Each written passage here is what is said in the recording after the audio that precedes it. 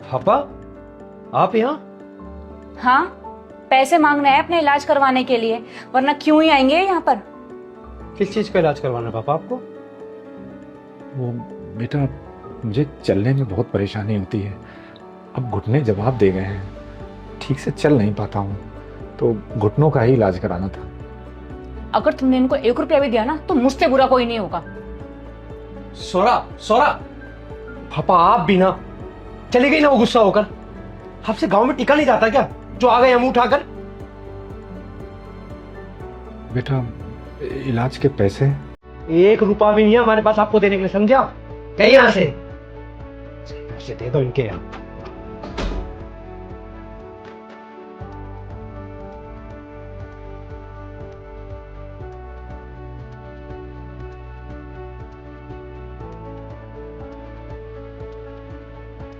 ए बेटा। अरे पापा, आप यहाँ? हाँ बेटे, तुम्हारे पास मैं किसी जरूरी काम से आया हूँ। अच्छा बताओ क्या काम है? वो मुझे अपने घुटनों का इलाज कराना है, कुछ पैसे चाहिए थे। पापा देखो, मैं आपसे झूठ नहीं बोलूंगा। आपको तो पता है कि शहर में कितने खर्चे होते हैं। मेरे पास पैसे तो हैं, लेकिन मैंने इमरजेंसी के लिए सेव किए हुए हैं। पर बेटा, ये भी तो मेरी इमरजेंसी है ना। अरे पापा, तो ये आपकी इमरजेंसी है, आप देखो, मैं अपनी देखूंगा। लेकिन मैं कहाँ से लाऊंगा? मेरे पास तो जो कुछ था वो तो मैंने सारा कुछ तुम सब भाई बहनों की पढ़ाई लिखाई, शादी ब्याह, इसमें सब खर्च कर दिया। अब मेरे पास कहाँ से आए बेटा? बस एंड में आपको बस यही बात करनी होती है। पापा मैं लेट हो रहा हूँ, मुझे वैसे भी जाना है।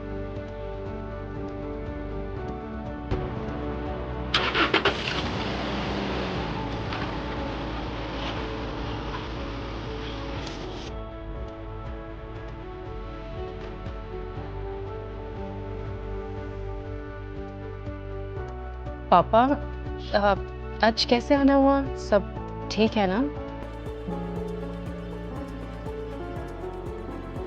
ठीक नहीं है बेटी। क्यों, क्या हुआ पापा?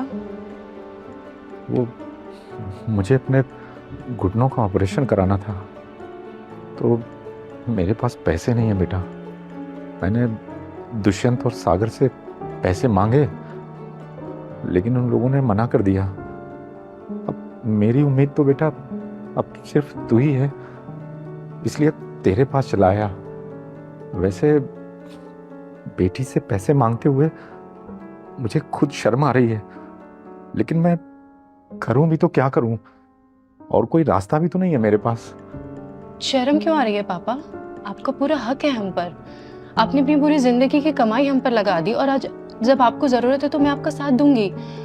और भाइयों के पास इतना पैसा होते हुए भी उन्होंने मना कर दिया। शर्म आनी चाहिए उन्हें। बेटी, क्या तेरे पास हैं पैसे? हाँ पापा, हम इमरजेंसी के लिए रखते हैं। लेकिन अगर तुमने वो पैसे मुझे दे दिए तो तुम लोग इमरजेंसी में फिर क्या करोगे? वो देख लेंगे पापा, अभी ये इमरजेंसी है ना, पहले इसे देख लेते हैं। अच्छा ठीक है, पर एक बार संजू से पूछ ले बेटा। मुझे उनका अच्छे से पता है पापा, वो कभी मना नहीं करेंगे। फिर भी बेटी, मेरे कहने से एक बार पूछ ले। ठीक है, मैं कॉल करती हूँ।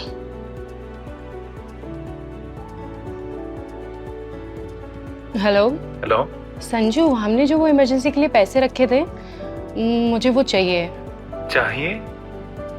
अरे तुम्हारे पास ही तो रखे हैं, पूछना क्या है, ले लो। पूछोगे नहीं क्यों चाहिए? अरे कुछ अर्जेंट है तभी तो मांग रही हो ना, तभी तो पूछ रही हो। जो भी काम है कर लो, उन्हें यूज कर लो। मैं शाम को आके तुमसे बात करता हूँ। ठीक है। देखा पापा?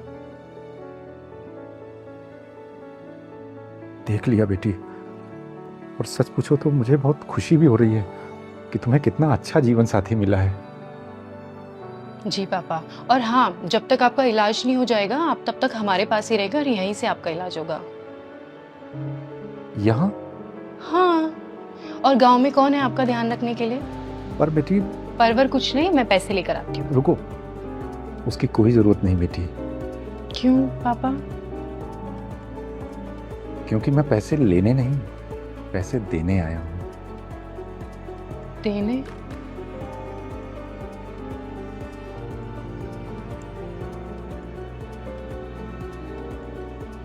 इतने सारे पैसे?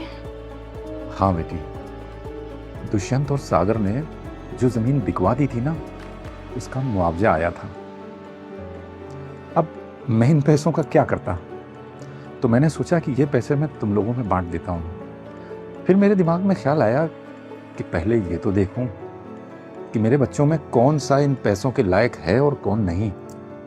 और हैरानी तो मुझे इस बात की है कि जिन बेटों पर मुझे बड़ा नाज था, जिनके पीछे मैंने अपने सारी जीवन की कमाई लगा दी, जमीन बेचकर करोड़ों रुपए जिन्हें दे दिए, उन बेटों के पास मेरे इलाज तक के लिए पैसे नहीं हैं।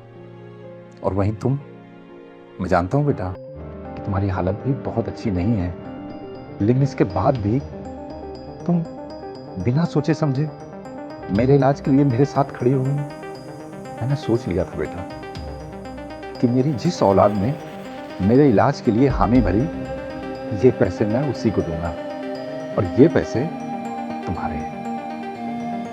पर मुझे पैसे नहीं चाहिए पापा। देखो बेटी, मैंने